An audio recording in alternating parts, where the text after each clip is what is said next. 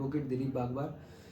आज की जो अपडेट है वो संसद की सिक्योरिटी से जुड़ी हुई है। जैसा कि आप सभी को पता ही है कि 13 दिसंबर सॉरी जैसा कि आप सभी को पता ही है दिसंबर महीने में दिसंबर 2023 में संसद की सिक्योरिटी में ब्रीच हुई थी। उसके बाद संसद की सिक्योरिटी को जो है रिव्यू किया गया था और मिनिस्ट्री ऑफ होम अफेयर्स ने ये डिसाइड किया था कि अब संसद की सिक्योरिटी जो है जो CISF central industrial security force जैसी पैरामिलिट्री फोर्स जो है संसद की सिक्योरिटी लेगी। ये तो हुई अपडेट की बात। अब वर्तमान में हुआ क्या है कि इस जो सेंट्रल इंडस्ट्रियल सिक्योरिटी फोर्स है, जब से उसने संसद की सुरक्षा की जिम्मेदारी ली है तो उस समय से लेकर अभी कुछ इश्यूज सामने आ रहे हैं। इसकी जो चर्चा है हम थोड़ी ही देर बाद करेंगे। पहले बात आते हैं कि जब दिसंबर 2023 में संसद की सिक्योरिटी ब्रीच हुई तो उस समय संसद की सिक्योरिटी किन संगठनों के माध्यम से चलती थी। मैं आपको जानकारी के लिए बता दूं कि संसद की सिक्योरिटी का जो जिम्मेदारी है, ओवरऑल जो सिक्योरिटी होती है उसको एडमिनिस्ट्रेट करती है लोकसभा सचिवालय।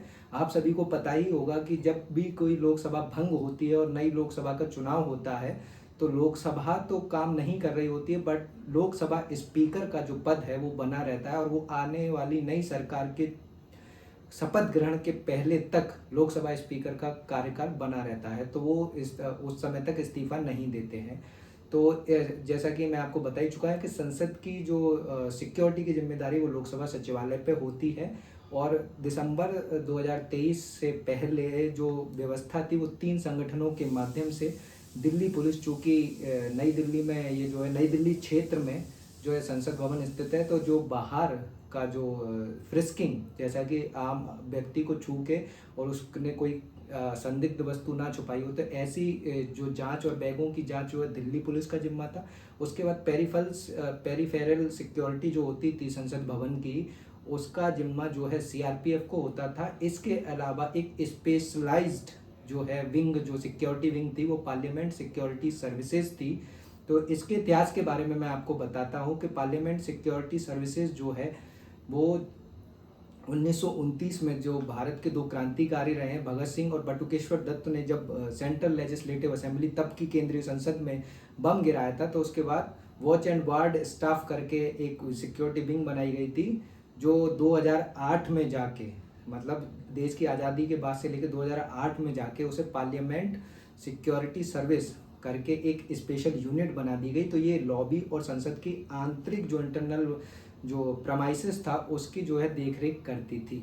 अब चूँकि दिसंबर 2023 के बाद जो है अब CISF को जो है ये जिम्मेदारी दे दी गई है, तो हुआ क्या है कि चूँकि पार्लियामेंट सिक्योरिटी सर्विस के जितने भी पर्सनल थे वो पार्लियामेंटेरियन को, MPs को, VIPs को कैसे हैंडल करना है इसकी उन्हें तरीके से, एक अच्छे तरीके से ट्रेनिंग की हुई थी। जबकि अभी ऐसा देखने में आया है, एक तमिलनाडु से राज्यसभा सांसद हुए हैं, उन्होंने एक कार्यक्रम को अटेंड करने वो लास्ट वीक आए हुए थे, तो वहाँ पर जो है CISF के पर्सनल ने उन्हें 3 बार चेक किया। तो ये जो एक ट्यूनिंग बनी हुई थी पार्लियामेंट सिक्योरिटी सर्विस विंग के साथ MPs की, एक्स MPs की, तो उन्हें इस बात को बहुत अच्छी तरीके से ट्रेंड थे कि कैसे सिक्योरिटी को देखना है और ताकि कोई हरास भी ना हो। चूँकि पार्लियामेंट एक ऑटोनॉमस बॉडी है, उनके कुछ अपने विशेषाधिकार भी होते हैं।